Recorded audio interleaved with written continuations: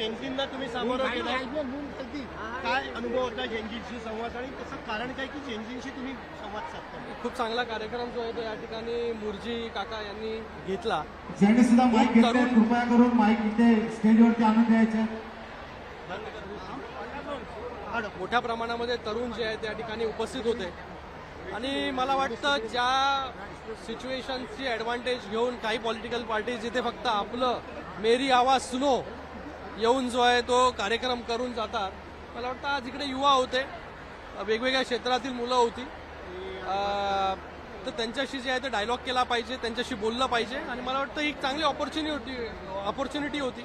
त्या opportunity explore करण्याचं काम जे आहे त्या ठिकाणी केलेलं आहे. त्यांच्याकडून काही सजेशन्स घेतले आणि नक्कीच त्या सजेशन्सवरती ते सजेशन्स इम्प्लिमेंट कसे होतील, ते पॉलिसीमध्ये त्याचं परिवर्तन कसं होईल याच्यासाठी नक्कीच आम्ही काम करू. संवाद याच्यामध्ये राजकारणाचा भाग काही आहे का असं आरोप केला होता? संवाद हा जाणून घेण्यासाठी आहे का? नक्कीच जाणून घेण्यासाठी. बघा, सरकार जे आहे खूप पॉझिटिव्ह आहे. सरकार पॉझिटिव्हली जेनझीचं काय म्हणणं आहे, युवकांचं काय म्हणणं आहे हे जाणून घेण्याचा प्रयत्न जो त्या ठिकाणी करतोय आणि आज देखील आम्ही तेच केलेलं आहे. आपल्या युवांचे